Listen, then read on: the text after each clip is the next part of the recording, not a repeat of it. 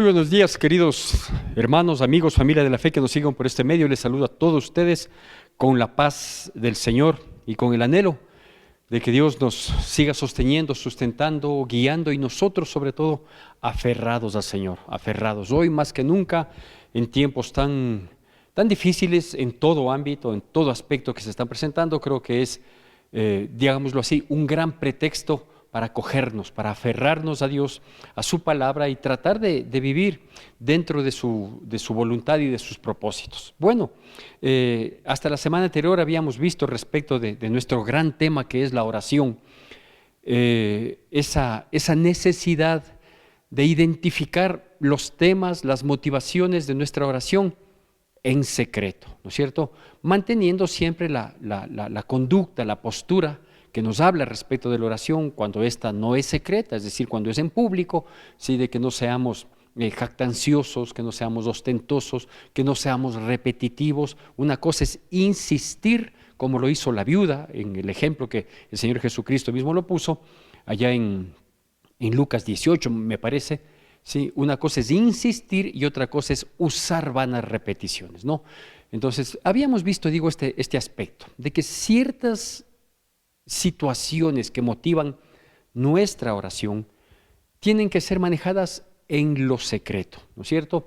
Porque al manejarse en lo secreto nos permite tener esa discreción, esa intimidad que no genere inquietud, a veces malsana, curiosidad innecesaria. ¿No sé? Entonces, mis cosas son mis cosas, esto yo considero, esto yo creo que debo manejarlo directamente Dios y yo en intimidad, y así hacerlo. Porque esa intimidad, esa soledad, digamos así, entre Dios y yo, ¿sí? También me permite ser súper honesto. Entonces yo puedo confesar mis pecados, que quizás no es pertinente, no es conveniente que lo haga a viva voz, ¿sí? Entonces, ser transparente también me facilita cuando estoy en intimidad con Dios. Y luego de toda esta explicación que nos da ahí en el Evangelio de Mateo, capítulo 6, encontramos que habíamos hablado del versículo 5 al versículo 8. Ahora vamos a continuar con lo que se conoce, y así me permití llamarle a esta pequeña charla. Bueno, es una charla que nos va a acaparar dos videos, ¿sí? Un primer video, que es este, lo vamos a desglosar hasta cierto punto, y en el subsiguiente video, que Dios nos permita, lo vamos a desglosar el resto de esta oración, que digo, así me he permitido llamarle a esta charla, modelo de oración. ¿Y por qué comienzo ahora por el título que muchas veces le doy al final o en media charla, en media prédica? Porque hay mucha gente que dice, es que hay que rezar, o sea, repetir, dice, la oración que Él mismo nos enseñó, ¿sí?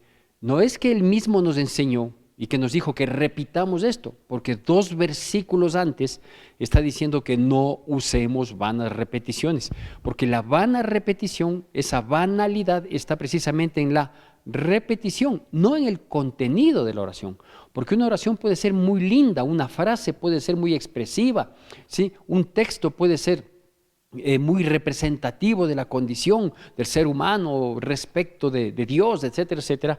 Pero si eso se vuelve repetitivo, vanas repeticiones, obviamente se desmerece el contenido de la oración. Entonces aquí dice, Jesucristo dice, ya vamos a leer el texto hasta donde vamos a alcanzar, de Mateo capítulo 6, dice, ¿no es cierto? Primero, que no usemos vanas repeticiones.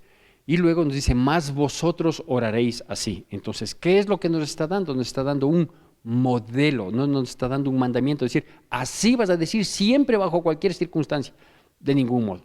Porque lo uno contradeciría lo otro. Si yo voy a repetir constantemente esta oración bajo cualquier circunstancia, bajo cualquier situación, pues simplemente estoy desmereciendo lo que 2 versículos antes me está diciendo que no use vanas repeticiones. Con ese pequeño antecedente y habiéndole dado ya el nombre de esta prédica, modelo de oración, permítame entonces darle lectura del versículo del Evangelio de Mateo, capítulo 6, del versículo 9 al versículo 11. Mateo, capítulo 6, versículos del 9 al 11, la palabra de Dios dice así. Siempre que leamos la palabra en esta porción que es la oficial, llamémoslo así, y los otros versículos, los otros textos que estaremos mencionando, lo hacemos con atención y con reverencia. Atención para tener el entendimiento, ¿sí? Y la reverencia porque es palabra de Dios. Y dice así, Mateo capítulo 6, versículos del 9 al 11. Vosotros pues oraréis así: Padre nuestro que estás en los cielos, santificado sea tu nombre, venga tu reino, hágase tu voluntad como en el cielo, así también en la tierra. El pan nuestro de cada día, dánoslo hoy. Ya, hasta hoy vamos a desglosar solo los aspectos que se mencionan aquí, ¿sí? Lo primero que nosotros debemos ver en la versión Reina Valera, que es la que yo normalmente uso y que según dicen los entendidos, los estudiosos, es la versión más fiel en su traducción a las escrituras de los idiomas originales. Obviamente estoy hablando de muchos procesos de años, de siglos atrás. Y destaco esto, ¿por qué? Porque entiendo que hay una o dos versiones en las que se altera una palabrita que aparentemente en el contexto no trasciende, pero sí tergiversa la palabra de Dios. Cuando dice, versículo 9, vosotros pues oraréis así. No dice vosotros pues rezaréis así, ¿no es cierto? Entonces digo, hay una o dos versiones actualmente en la que se ha alterado esta palabra y dice, vosotros pues rezaréis así. Y usted sabe que rezar y orar son cosas notorias, trascendentalmente diferentes. El rezar es repetir una oración, ¿sí? Y el orar es conversar con Dios, ¿sí? Entonces, y cuando uno conversa no está repitiendo ahí mismo, ¿sí? Bueno, y comienza diciendo, Padre nuestro que estás en los cielos, ¿sí? Bueno, la palabra de Dios nos está exhortando en este modelo de oración a que nosotros entendamos la magnificencia, la maravilla, la excelencia, el favor inmenso de Dios, que siendo Él un Dios todopoderoso, grande y majestuoso, creador del cielo y de la tierra, un Dios de grandes prodigios y milagros, que llama a las estrellas a cada una por su nombre, ha decidido que nosotros tengamos un entendimiento que Él es un Padre, no solo porque Él nos creó, no solo porque Él quiere formarnos o transformarnos, como usted quiera, sino porque quiere que sepamos que tenemos, primero, que podemos tener una relación cercana, que es la relación de padre a hijo, ¿no es cierto? No existe una relación tan cercana, excepto cuando nos casamos y nos unimos para ser una sola carne. No existe, digo, una relación innata, llamémoslo así, que de la de los progenitores para con sus hijos, ¿sí? Entonces, esto es lo que Dios o Jesucristo que nos dio este modelo de oración, es lo que nos dice, ¿sí? Entendamos que nosotros, cuando vamos a tener una comunión, cuando pretendemos tener una comunión con Dios, cuando vamos a conversar con Dios, vamos a conversar con un Padre. Vamos a conversar con un Padre. Por lo tanto, hay esa cercanía, hay ese nivel de confianza, hay esa transparencia que debemos tener, obviamente una dependencia que debemos tener de Él. Habíamos hablado en la semana anterior, en este mismo espacio de las mini charlas que damos, ¿sí? De que decíamos, cuando la palabra de Dios nos dice que Dios ya conoce nuestras necesidades, ¿sí? Entonces, ¿por qué tengo que pedirle si ya conoce nuestras necesidades? Porque entre otras cosas, Dios quiere saber el nivel de dependencia que tenemos de Él, ¿no es cierto? Entonces, sí, efectivamente, la palabra de Dios aquí nos dice que debemos considerar que Él es Padre, pero, como están dadas las cosas hoy en día, resulta que hoy no hay pues la reverencia, el respeto, la consideración hacia los padres, ya porque los hijos han abusado de la confianza, o porque los hijos e hijas son malcriados, porque no quieren tener ninguna dependencia del Padre, excepto, estoy hablando en el ámbito terrenal, ¿no? No quieren tener ninguna dependencia, excepto el que implique el suplir sus necesidades. O ya porque también hay padres, sí, que pues no han cumplido su función, no han cumplido su misión, no han entendido o no les han motivado el cumplir esa misión que es de altísima responsabilidad, la de ser padres. Ser padre, ser madre no es cualquier cosa, no es ser simplemente los progenitores, ¿no? Sino tener todo ese cuidado, esa protección que amerita de parte de los padres y de los hijos, esa sujeción, esa dependencia, esa obediencia que amerita, ¿no es cierto? Entonces es necesario aquí recalcar algo que dice la palabra de Dios, y apenas unas pocas páginas atrás, en el último libro del Antiguo Testamento, en el libro de Malaquías, nos aclara bien lo que implica considerarle a Dios como un padre, porque si le vamos a decir Padre nuestro, entonces tenemos que considerarle como lo que es, ¿no? No es como un, ¿qué más papi, cómo te va? No, eso funciona entre padres e hijos terrenales en tanto en cuanto ese nivel de confianza en el lenguaje, ¿no? de tratarnos de tú a tú, no implique un irrespeto, no implique alguna actitud de desobediencia, no. Hasta el trato puede ser, hola papi, ¿cómo estás? ¿No es cierto? De tú a tú. Pero otra cosa es ya en el desarrollo de la relación que haya el respeto, la consideración, y que aquí la palabra de Dios así lo menciona. Malaquías capítulo 1, versículo 6, que saldrá en su pantalla. Malaquías capítulo 1, versículo 6, dice así: el hijo honra al padre y el siervo a su señor. Si pues soy yo padre, ¿dónde está mi honra? Y si soy señor, ¿dónde está mi temor? Dice Jehová de los ejércitos a vosotros, los sacerdotes, que menospreciáis mi nombre y decís, ¿en qué hemos menospreciado tu nombre? ¿No? Bueno, creo que es claro, ¿no? Si yo en mi oración debo entender que un Dios grande, majestuoso, soberano, el único Dios verdadero, ¿sí?, me permite a mí tener la condición de hijo de Él, tener la dignidad de ser llamado hijo de Dios, ¿no es cierto?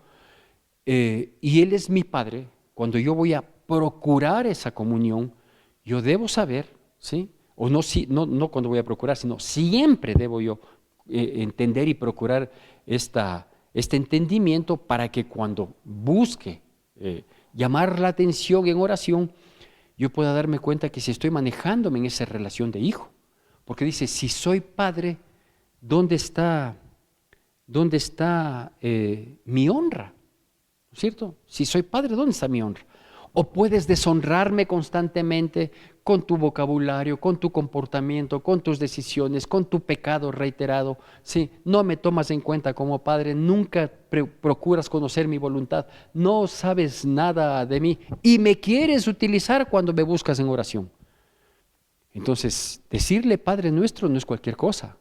Para que nosotros podamos tener la dignidad de ser llamados hijos de Dios y para poder llamarle a su nombre, que es grande, majestuoso, ¿sí? Para poder llamarle Padre, yo debo honrarle a Dios. ¿Cuándo? Siempre. No 5 minutos antes de entrar en oración o apenas entro en oración decirle, Padre, yo te honro. No, la honra es una actitud de vida que se tiene. La honra, el honrarle a Dios como Padre e inclusive temerle como Señor, porque es el mismo Dios que quiere ser Padre, también es el mismo Dios que quiere ser Señor de nuestras vidas, el que quiere tener toda la potestad sobre nuestras vidas, como un dictador quizás, pero como un gran, maravilloso, bueno, misericordioso dictador de nuestras vidas, porque Señor significa ser dueño. Entonces hay que tomar en consideración esto, ¿no? ¿Sí? Si yo soy, me siento un hijo de Dios y que quiero acceder ante mi Padre, yo debo honrarle con mi vida. Yo debo ser un digno hijo de Dios, que se note que soy hijo de Dios, que mis acciones, mis decisiones, mis reacciones, sí, demuestren que le están honrando a Dios. El ejemplo claro de esto es cuando un cristiano o quien se dice cristiano, quien se dice cristiana, digo quienes nos decimos, porque yo puedo incurrir en esto, no le estoy hablando desde el punto de la santidad mía, que Dios me guarde, yo sé que soy extremadamente necesitado de Dios todo el tiempo, ¿sí? Cuando cometemos errores, cuando cometemos fallas, cuando reiteramos en nuestros pecados, cuando tenemos un pecado permanente en nuestras vidas, no faltará quien, y no serán pocos, no faltará quien nos diga, y eso será ser pues hijo de Dios. Con esa actitud, la pregunta es, ¿le estoy honrando a Dios? ¿Estoy honrando a Dios con mi actitud, con mi estilo de vida? Ya les digo, puede ser el vocabulario, puede ser la gesticulación, puede ser mis decisiones, puede ser la manera en la que yo trabajo, qué sé yo, en todo lo que implica el estilo de vida. ¿Le honra a Dios? Porque le decimos, Padre nuestro que estás en los cielos. Sí, si soy Padre, ¿dónde está mi honra? Si soy tu Señor, ¿dónde está mi temor? ¿Sí? ¿Y a quién les llamaba la atención aquí el Malaquías? Decía a los sacerdotes, que habían perdido toda perspectiva, sí, que se manejaban diciéndole a Dios Padre y diciéndole Señor, cuando sus actitudes, su vida misma no demostraba que había esa relación de Padre o de Señor, porque no había ni honra ni había temor. Dice a ustedes, y que dicen, ¿en qué te hemos ofendido? ¿En qué te hemos deshonrado? Con tu estilo de vida, pues con tu manera de ser, con lo grosero que eres, sí, con lo metiche que eres, porque pasas colgado en redes sociales, mirando, criticando, juzgando, mostrando tus fotos indebidas. Pasas haciendo tanta barbaridad, las conversaciones que tienes en el trabajo, en el vecindario, el odio, la ira, la contienda que tienes con el prójimo, a veces hasta con tu familia, y el rato, Padre nuestro, ¿sí? Entonces se da cuenta, es un modelito. Como es un modelito, entonces el modelito nos permite desglosar Padre nuestro. Obviamente, al decir que es Padre nuestro y saber que lo estamos diciendo a Dios, no es como a mí, algunas personas me dicen, pastor, usted es para mí como un padre espiritual, gloria a Dios que así me consideren, y espero en el nombre de Cristo Jesús nunca fallarle a nadie, ni a los míos propios, a mis hijos preciosos, a mis nietos, a quienes les amo, a mi esposa, y tampoco a las personas que Dios ha encargado en el redil en el cual yo sirvo, ¿sí? Me dicen ustedes como un padre para mí. Cuando vienen a veces a hacerme alguna consulta, me dicen, no tengo a quién más acudir porque usted es como un padre para mí. Gloria a Dios que me considera así. Sí, entiendo de la gran responsabilidad que eso implica, de no solo saber dar un consejo, de guiarles a la luz de la palabra, para lo cual tengo que conocer la palabra de Dios, sino también de ser un ejemplo. ¿Cómo le reprendo yo a un hombre, a un varón que esté manejándose de manera equivocada en su relación de pareja o en su relación de familia? Tengo que hacerlo con el ejemplo, ¿sí? Entonces, si esa es la responsabilidad que yo tengo como padre propio de mis hijos, ¿sí?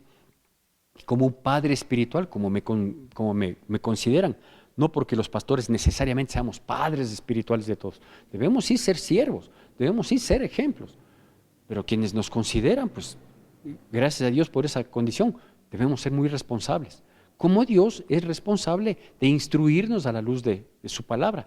Solo que Él, en su condición de Padre y que está en los cielos, está hablando también de una soberanía que Él tiene. Entonces, si cuando los hijos a veces nos dicen algo a los papás y los papás decimos, no, esto es lo que se va a hacer, es decir, mostramos la voluntad que es la que tenemos que proponer y que ejecutar para con nuestros hijos. Al decirle yo, Padre nuestro, que estás en los cielos, le estoy diciendo, tú tienes la soberanía, tú tienes la razón. Lo que yo te voy a decir, lo que yo te voy a pedir, lo que te voy a preguntar, si lo que tú me digas, eso es lo correcto, porque tú eres soberano, porque en los cielos no está todo mundo, ¿no es cierto? Entonces está hablando de que estamos reconociendo de que Él es un Padre, Dios todopoderoso, grande y majestuoso, que no está en nuestra misma dimensión, y aquí yo hago una exhortación a mucha gente, me incluyo yo o me incluía yo en este grupo, de que sobre texto de que yo le tengo confianza a Diosito porque es mi papito, me refiero a Él con términos que terminan siendo no solo grotescos y ofensivos, sino blasfemos. Cuando uno dice, hay que pedirle a Dios. Dice, no, yo con el flaco, así, perdón, ¿con cuál flaco? O yo con el de arriba, perdón, ¿con cuál de arriba? ¿Qué se está refiriendo? ¿Su vecino que vive arriba? ¿A quién se está refiriendo cuando dice con el de arriba, con el flaco? Sí, irreverentes, blasfemos. Eso es lo que somos. Y le digo, yo era así. Antes de conocer la bendita palabra de Dios y antes de conocer la palabra y al Dios de la palabra, yo era así.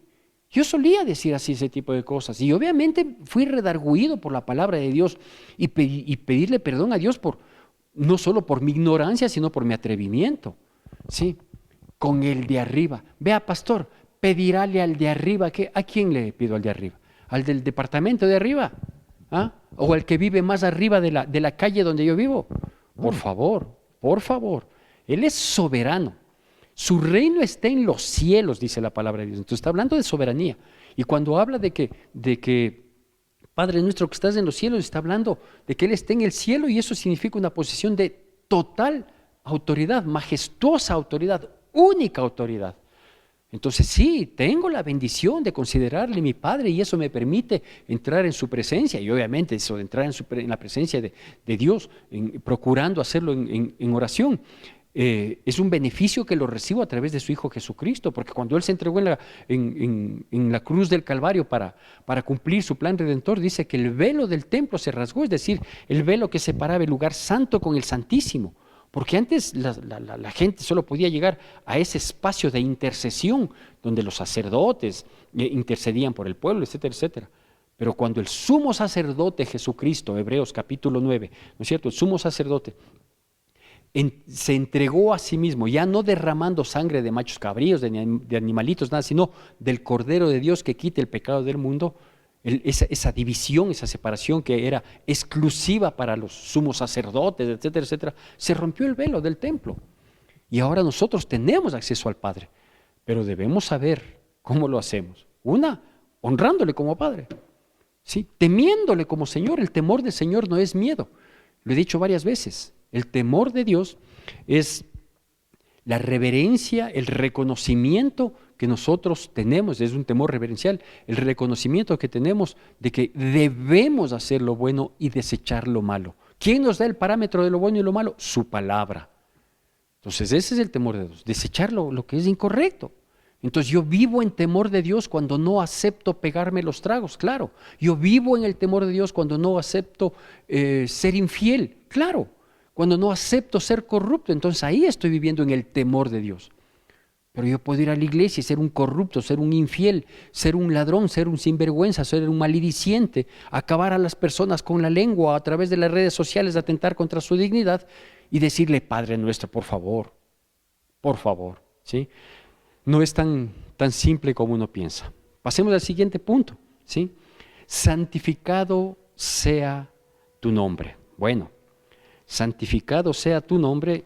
Hay varios salmos principalmente que hablan de la santidad de Dios, que ya no es entendida como cuando Dios nos llama a nosotros santos, ¿no es cierto? Porque cuando nos llama a nosotros santos entendemos que somos separados para Él, separados para Él. Eso significa ser santos, ¿sí? Pero aquí hablando de la santidad del nombre de Dios, está ahí hablando, sí, de una extrema pureza, integridad, equidad, transparencia.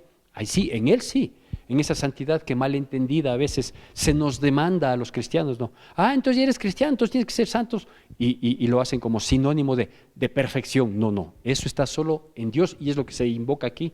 Santificado sea tu nombre. Permítame darle lectura de este versículo que se encuentra y que aparecerá en su pantalla.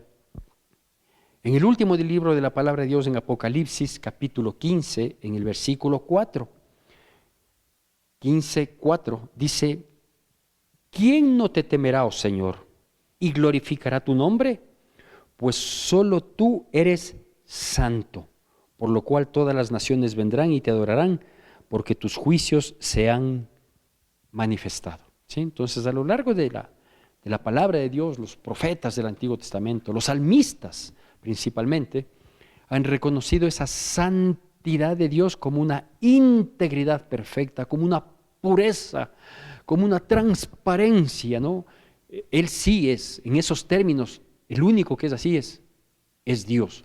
Y por eso dice, ¿quién no te temerá y quién no glorificará tu nombre? Dicho de otro modo, cuando decimos que nosotros reconocemos la santidad del nombre de Dios, estamos diciendo que Él es digno de ser glorificado, digno de ser alabado.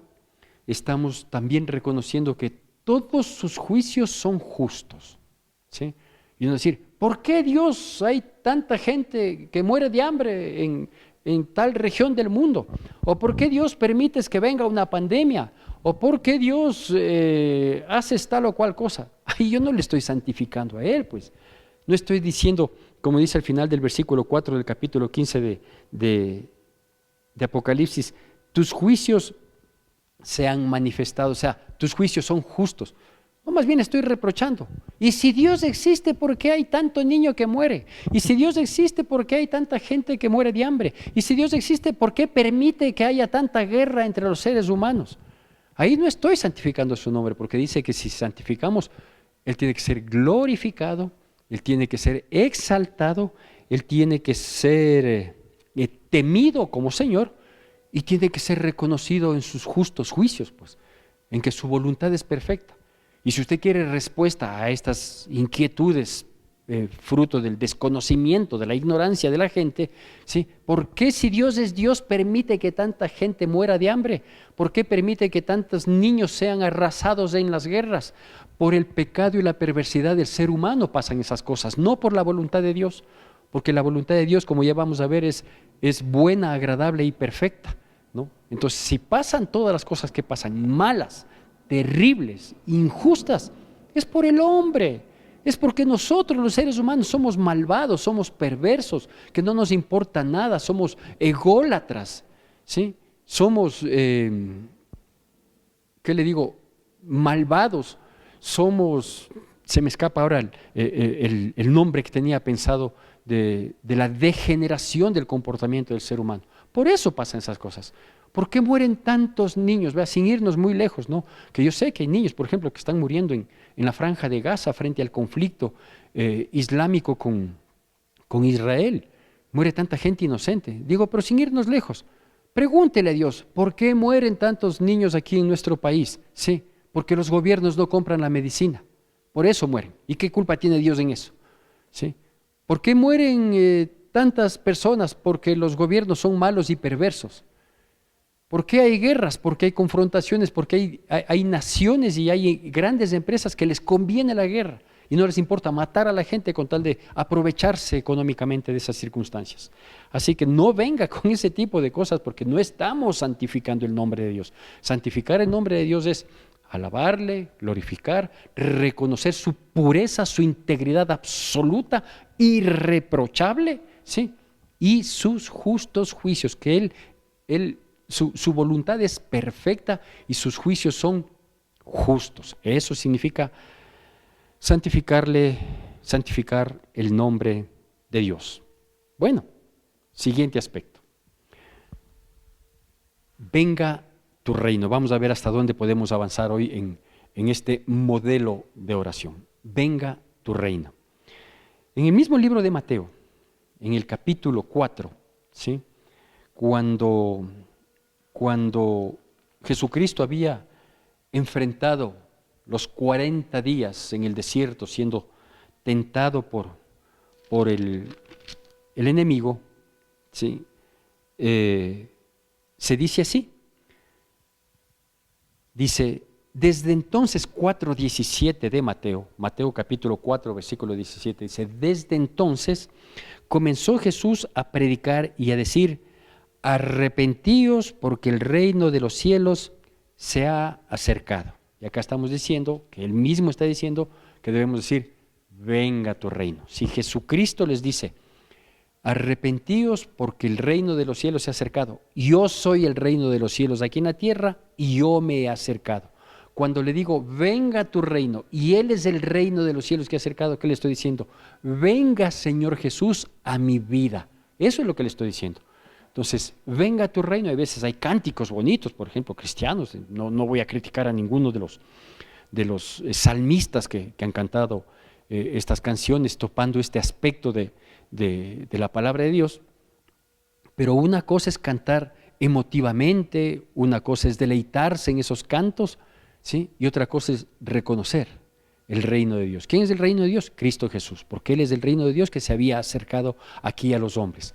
Y si Él se acerca, y aquí el mismo Jesucristo está diciendo, pidan que venga su reino, está diciendo, pidan, ¿sí? Que la propuesta de vida que yo les estoy haciendo, ustedes la van a aceptar. Muéstranos el estilo de vida, Señor. Venga tu reino. Hay que entender un aspecto, ¿no? Esto es sencillo, pero sumamente importante. En un reino existe un rey, ni dos, ni tres, ni cuatro. Existe un rey. Y ese rey es soberano, absoluto. Su soberanía es absoluta. En ese reino nadie hace lo que quiere, nadie hace lo que le conviene. Todo el mundo hace lo que el rey dice, ¿no es cierto? Eso es un reino. Ahora nosotros vemos, obviamente, en el ámbito humano, nosotros vemos que hay monarquías, y digo, obviamente en el ámbito humano no se hace en las monarquías, en las que todavía existen, utópicamente la realidad de hoy, existen, ¿sí? No se hace todo lo que los reyes dicen, sea este rey varón o sea esta reina mujer, ¿no es cierto? No es que se hace todo, pero ellos son intocables, ¿no? En las monarquías terrenales ellos son intocables. Es más, hay gente, yo no sé si será de hacerles un examen psicológico profundo, hay gente que cuando miran físicamente a sus reyes, se regocijan, aplauden, se exaltan, se sienten privilegiados de ver que su rey sale a un balcón o su reina sale a un balcón y les saluda a los plebeyos y eso les satisface y les complace. En el ámbito humano sucede este tipo de absurdos. Y digo absurdos porque obvio que Dios no está de acuerdo con las monarquías terrenales.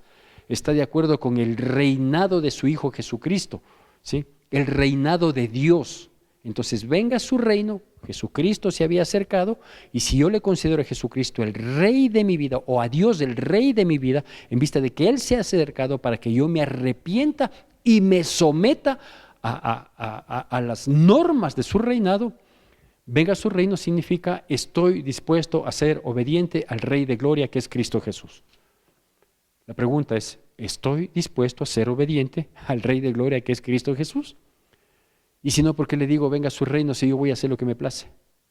Venga su reino para conocer, pero yo voy a hacer lo que yo quiero. Yo voy a hacer lo que me conviene. Voy a aceptar el reino de Dios en tanto en cuanto Él me provea, en tanto en cuanto Él me cuide, en tanto Él me proteja. Pero no voy a aceptar su reino en tanto en cuanto yo tenga que y quiera hacer y vivir en el deleite que yo considero que es mi deleite y que es mi derecho inclusive. Entonces, o su reino viene para que Él sea el rey y ahí sí yo su plebeyo, ¿sí? O simplemente vivo como viva, pero no rece esta oración, ¿no? Venga su reino, significa que nosotros debemos aceptar la propuesta de vida que el Rey nos ofrece, que nosotros debemos someternos a las instrucciones, a las normas, ¿sí? que el Rey nos promete, porque entonces yo quiero que Él sea mi Rey y yo quiero ser su esclavo. Ahí sí lo digo con total plenitud de esta palabra. Yo quiero ser su esclavo, porque no hay mejor condición que ser esclavo de Cristo Jesús. Aunque me vayan a malinterpretar estas palabras, la única esclavitud que nos genera verdadera libertad es la de Cristo Jesús. ¿Sí? No me entiende porque no ha leído la Biblia, pero cuando lea entenderá plenamente. Bueno, hágase tu voluntad, hágase tu voluntad. En el libro de Romanos, en el capítulo 12, estoy con una pequeña molestia en el ojo que me pica. En el libro de Romanos, capítulo 12, se exhorta a que nosotros nos presentemos delante de Dios, entendiendo lo que el libro de Romanos habla respecto de aquella realidad del Imperio Romano, en que los cuerpos de las personas eran ofrecidas para prostitución, para ritos paganos, perversos, inmorales, ¿no es cierto? Entonces exhorta Pablo a los romanos a que no seamos pues como los demás, ¿no es cierto? Dice así que os ruego por las misericordias de Dios que presentéis vuestros cuerpos en sacrificio vivo, santo y agradable a Dios, que es vuestro culto racional, ¿sí? Y el versículo 2 de ese mismo capítulo del libro de Romanos, versículo 2, dice así, mírelo en pantalla o mírelo en su Biblia, dice: no os conforméis a este siglo, sino transformaos por medio de la renovación de vuestro entendimiento, para que comprobéis cuál sea la buena voluntad de Dios, agradable y perfecta, ¿no? Aquí nos da este parámetro, digo, y con este punto dejamos en espera para continuar con los distintos aspectos de la oración que Él mismo nos dejó como modelo, ¿sí? Hablando de la voluntad de Dios, dice que de inicio la voluntad de Dios contrasta totalmente con el manejo de este mundo. Por eso nos dice, no nos conformemos a este mundo, a este siglo. No nos conformemos a lo que está de moda. No nos conformemos, es decir, no podemos adecuarnos, no podemos tratar de encajar, siendo cristianos, llamándole a Dios como Padre, reconociendo que su reino es el reino de su Hijo Jesucristo, que es una propuesta de vida para nosotros. Dice, por favor, no traten de acomodar, ¿sí? La voluntad del mundo en la voluntad de Dios. Dice, no te conformes a este siglo, sino que debemos transformar nuestra mente, nuestro entendimiento. Debemos renovarnos, dice, transformando nuestra mente. ¿Para qué? Para que conozcamos cuál es la voluntad de Dios, que es buena, agradable y perfecta.